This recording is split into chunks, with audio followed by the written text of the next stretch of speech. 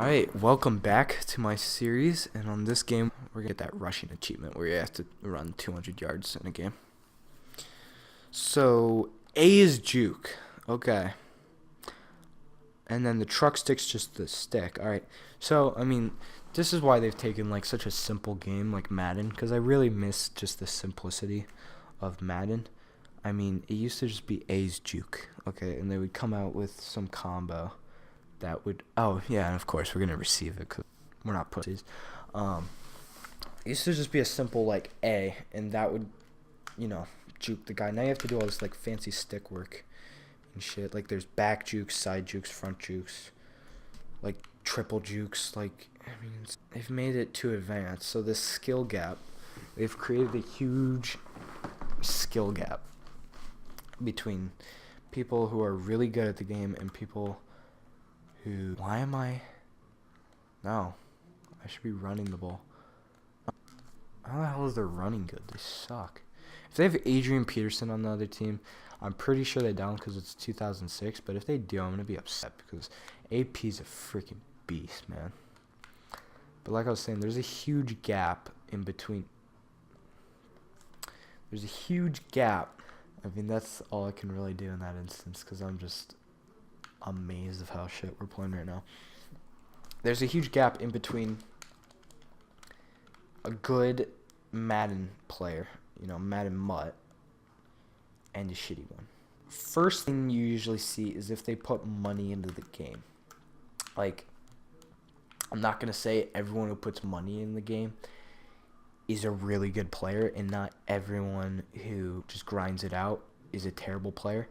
That's not true. I've seen people who've put hundreds of dollars and seen people who haven't spent a single penny on the game and who kicked the living shit. I mean, like, totally kicked my ass.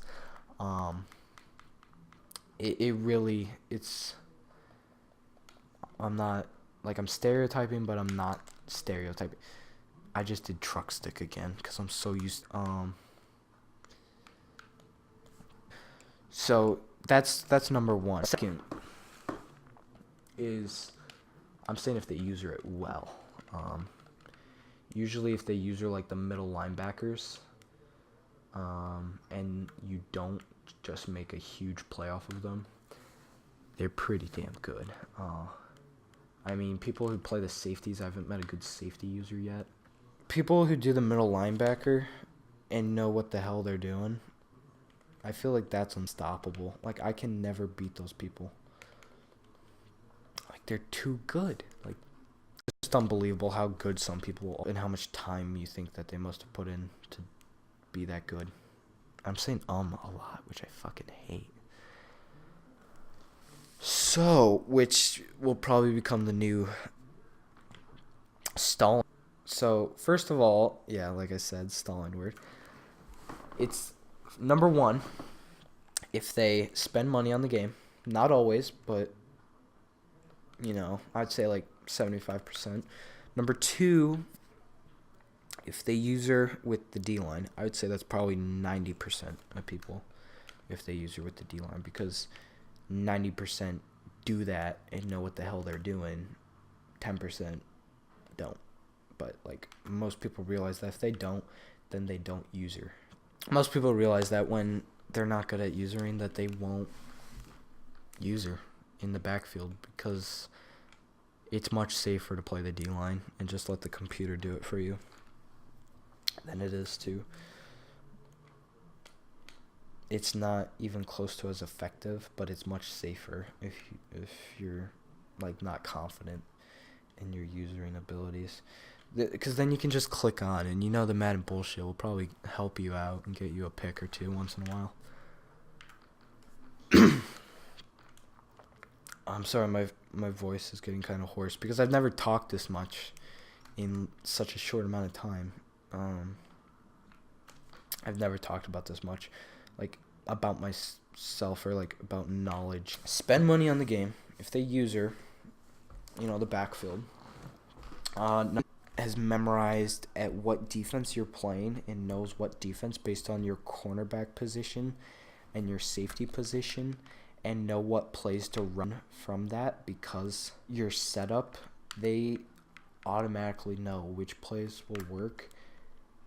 That takes a lot of time to memorize that shit. Cause like I only know one set, but like there's so many different damn combos, and these people who are really good, you know, who have millions of coins, like they memorize every single set, and they know pretty much every single play in a playbook, and they've like it's scary how much they know. Also, another thing is if they do audibles, and not just audibles, but like hot routes or like reads, and if they can make adjustments based on those, like based on the setup. That's what I was meant to saying on the last one. It's like if they know that they fucked up and they picked a shitty play, that they can then salvage it by adjusting the play pre-snap, and then they turn what would have been like a sack into a touchdown from like the 20-yard line. Like that's Madden for you. Like there are people who know how to do that, and it amazes me how fucking good people can be sometimes at that game, because it turned from such a simple game where it's just like 6 buttons. I mean, back in the day,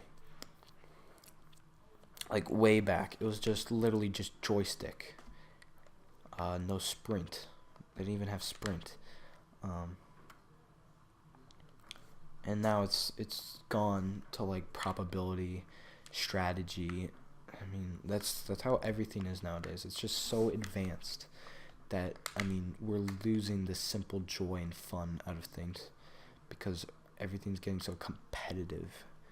But don't get me wrong, I love being competitive. Like, to me, competitive is good, but some people might not like that. Some people may miss the joy of playing against others, but being simple about it and not having huge skill gaps and not worrying about.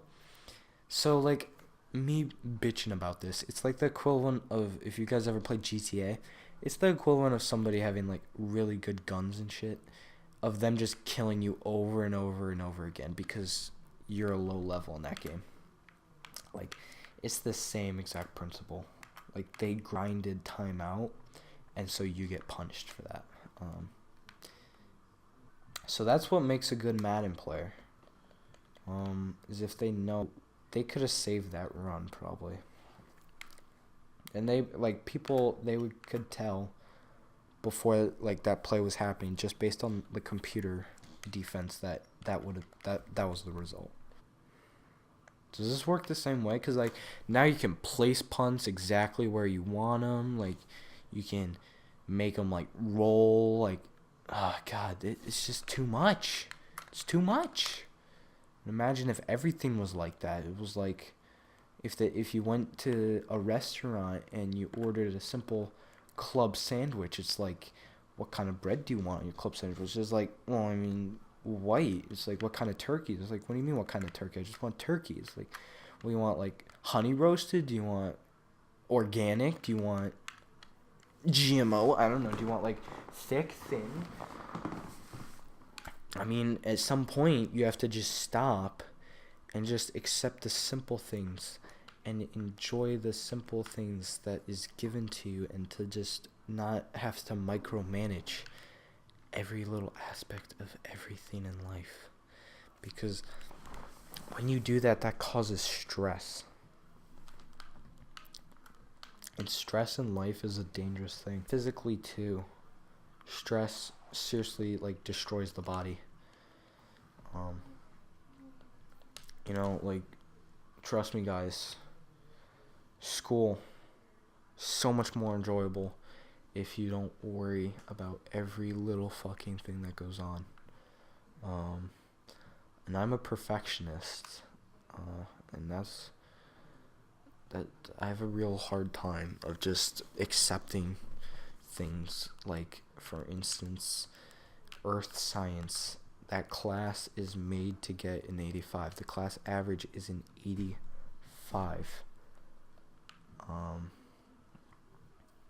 the perfectionist in me wants a 95, you know.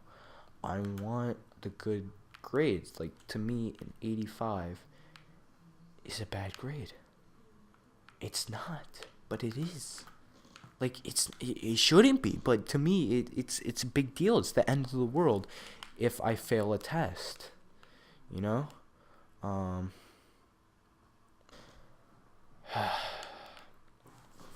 like, I got it. Like, I actually did good. I got a 98 on my earth science test. I got a 100 on an algebra quiz, but I got a 77 on a German quiz. I mean, a German test. Why? Because I was studying my ass off for earth science and for algebra, that I completely forgot about German. And that 77 just totally erased my 98 and my 100. It's like it wasn't even there. Like, I acted like I didn't achieve anything because I lost because of that 77, because of a number, of a stupid number. Band, I do trumpet, you know. Everything, well, every little thing stresses me the fuck out in band, and they treat it, it's like the end of the world if I can't hit a high G. And like, high G, to me, it's like, we always talk about it in my group because it's a high G, because it's like 8th grade, you know, it's upper range for us. It's just simple G, you know, like space above the staff, you know. I mean, if you're in high school, it's like nothing, and that's what I stress about. It's like, I can't hit this now. I'm in 8th grade. What about high school when it's expected of me? You know, like, music, you know, trumpet 2 is starting to have high G's, and I'm freaking out. And, you know, it seems like the world's against you when you're stressed out like this. It's you versus the world, and it's like, if you don't take things as serious, you know, if you just say, you know, fuck the trumpet, you know, fuck the high G, you know. Sometimes you need that in life, but you can't take that thing to the extreme. And this is because you can't take anything to the extreme. Like, if I just said fuck the trumpet, you know, then that's terrible, you know, because then I've lost determination and I've lost hope to get better in that region. You know, I've kind of just gave up on it, which, I mean, that's not fair to the people who, you know, to my bandmates, to just quit on them like that. Like, that's actually pretty messed up. And it's not healthy for you to just completely quit and bomb every lesson and song or jazz song. But, like, you don't have to be the best at everything. Like, I give this advice, but I can't accept my own advice. Baseball, it's okay to make mistakes. I stress the fuck out every time I get in between those lines, because I feel like I will miss a pick. If I make a pick, then it's just some kind of a counter. Like, you know, it's just a huge balance between picks I've missed and picks I've made. You know, it's just like, I made a pick. Well, you know, that just makes the scale more even. I mean, I don't enjoy what I have, which is a problem. You know, I don't have confidence sometimes, and it's something I'm lacking. But you can never have too much confidence. Well, no, yes you can. Yes you can. Yes you can. Actually, all right, I'm going to say something. There's a difference in my mind between confidence and arrogance. You can never have too much confidence. But once it turns into arrogance, that's when it becomes a bad thing. Because you can't go too extreme. Like, here's what I think about, like, everything in general, is that extremes are easy, you know? Like, politics, it's, you know, creativity issue. You know, it takes so much thought to come up with a shade of gray, you know, like there's 50 shades of gray. I'll just use that for comedy purposes. Um, you know, it's just like there's so many shades of green. There's so many different ways to address how you are, and there's so many different shades of gray, but there's only one true shade of black, and that there's no light emitting from it, and there's only one true shade of white, and that all light is emitting from that substance.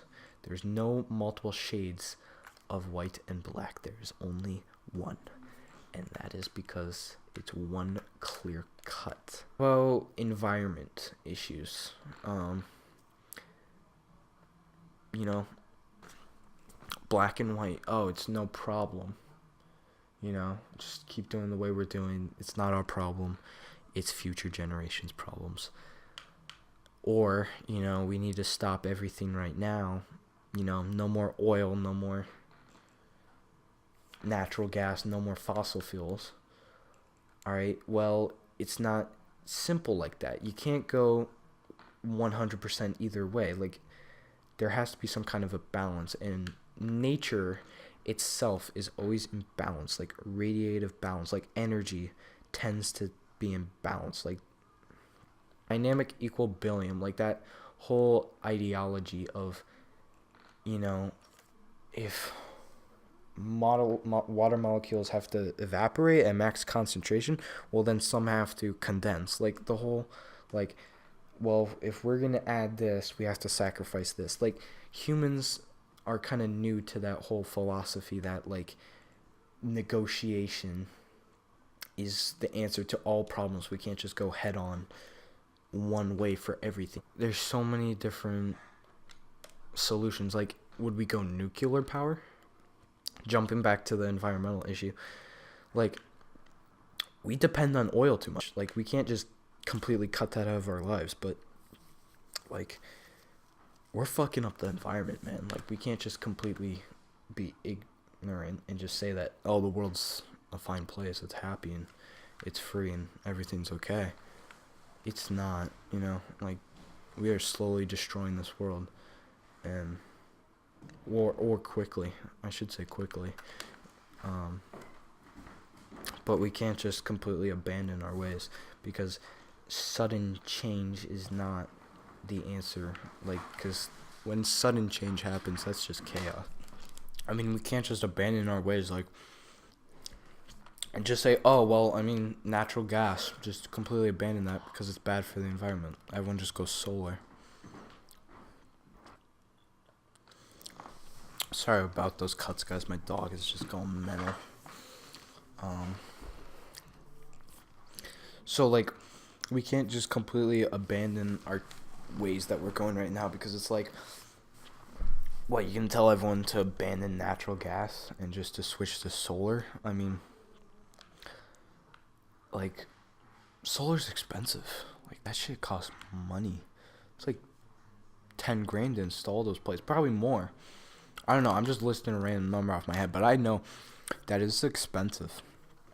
I mean, yeah, you can get, like, tax reductions, and the government will pay you to install because it's healthy for the environment. But, like, it's still expensive. Like, most people can't afford that. Natural gas with hydrofracking, even though hydrofracking just totally fucks the environment. And I'll tell you why. It's cheap. It's really cheap, just because of, like, the supply we have of it. Like, we have so much supply. It's unbelievable how easy it is and how much we have. Back to the hydrofracking issue. That's not the answer to our problems. I mean, that's not a clean way to unlimited energy. Just because, like, that's all I really know how to do with the programs I have. And it's tough to, like, stay on task on a topic I'm talking about, but then still react to the gameplay at the same time. So just so you guys know, this is all live commentary. It's not, like, after commentary, so that's why I kind of jump back and forth between reacting to the gameplay and to talking about the subject. Yeah, but what a kick. Alright, way to end the third quarter. So the way hydrofracking works is that it splits open the earth, and all this natural gas just shoots up. So they absorb some of it, but like 50% of it, they can't get. So it goes up into the atmosphere. And so, is natural gas a cleaner fossil fuel than coal and oil? Yes, unless if it is in its pure substance, which is what hydrofracking releases. So they'll let out, huge emissions of natural gas in the air, and that's worse than CO2. That shit's worse than, because it's the greenhouse effect, and so that shit's worse than, water vapor, nitrous chloride, I think. So I'm just learning this in earth science.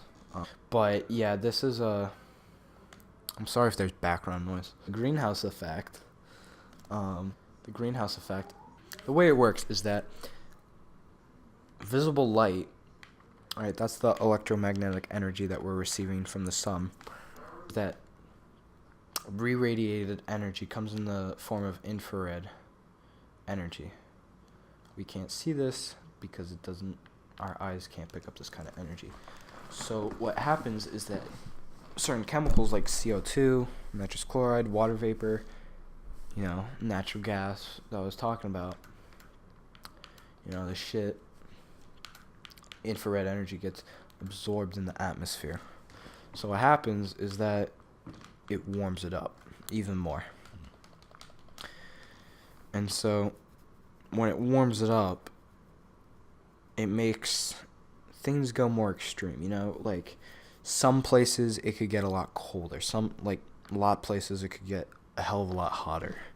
It could get wetter, it could get drier, like just more extremes. Like hurricanes become 10 times crazier, tornadoes, again, more violent, and it's just beginning. It's just truly beginning. The polar ice caps, sea levels are rising. And that's kind of like a helpless cause now, because it's like the more ice that melts up there, like that's less. What the ice serves as its purpose is it reflects the incoming light, but it goes from white, which bounces off all light, to now it goes to deep blue, which absorbs all energy. So that region gets more hot, so the more ice melts. But that's not the ice that, if you're thinking about the north, because that's floating ice, that won't cause the sea levels to rise. It's like below South Antarctica. And if I fuck that up and I mix them up, please tell me. I'll look like a dumbass. Like, I'm kind of trying to get you guys thinking, because I feel like when we go to the internet, we're just not always thinking. It's like we're addicts, like we're not doing anything productive sometimes. And like while I'm doing this, I want people to think, and I want people to question like issues in society today. Cause like, if I could entertain you guys, and if I could somehow leave you guys with a life lesson, then like that's the mission of my channel. Get you guys thinking, get you guys entertained, and get me 100,000 gamer score.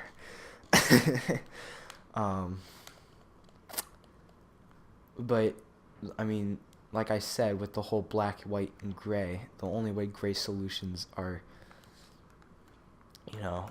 created is if attention is brought to these subjects. You know, you have to know the world's not a perfect place. I mean, there are certain things in life that, like, everyone needs to improve. Like, the quality of life that can be improved. You know, I've faced some struggles in my life that I'll talk about later during the simulations, about how it's affected my life. To someone who's equal slash younger, they may think, like, I know the secrets of the world, like,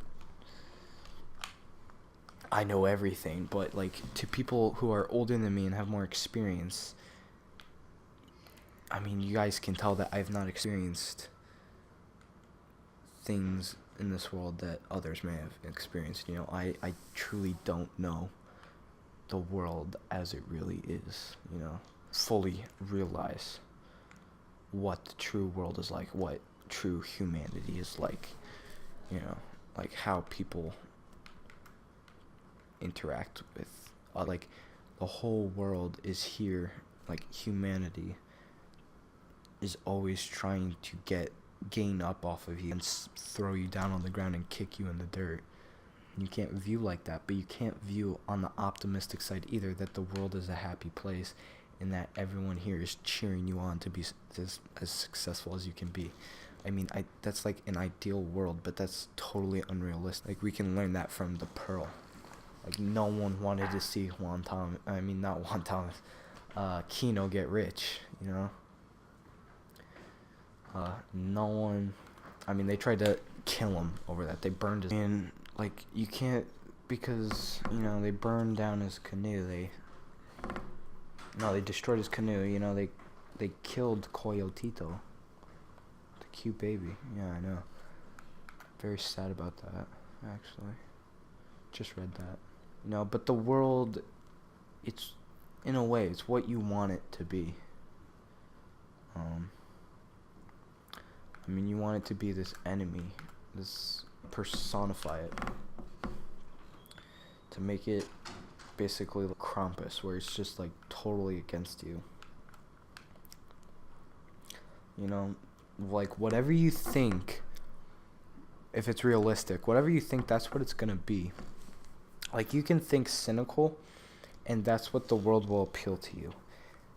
I can say that for everything except for the optimist, you know? Like, you think that the world is full of sunshine and dandies and lollipops and rainbows, and there's not a single problem in this world.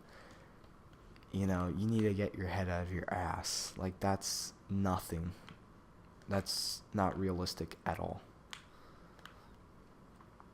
under any circumstance. Someone eventually will make you experience that, and you will have to realize that for yourself, or you will have to connect yourself to other people to realize that that's not how it is, so that way you don't get hurt, to have to find that out for yourself, because that is a lot more emotionally damaging to find that out for yourself than. And I know, because I had to find that out for myself, that, like, not everything in life is happy, you know? Like, you may find that out for yourself from the death of your grandfather, you know? You may find that out from you getting a par fracture injury, like, just popping out of nowhere, and you have to miss baseball for, like, half of a year. That fucking sucks. Both of those. Okay, but, like, life is about, it's not just about, like, all the struggles that you have and all the hardships and all the depressing things that you have in life. It's also about getting back up, reliving, and becoming yourself again after those hells happen, after shit goes wrong. You have to then realize for yourself, like, that life, that's when you think like the optimist, is when everything seems down, like when the world seems against you. That's when you have to think like the optimist and see and think that the world is a beautiful place and that you are granted life to do whatever the hell you please. Whether it's something like awesome, like win the Nobel Peace Prize. I mean, it's whatever you want it to be. The world is your oyster. So on that note, sign off. TACman 32.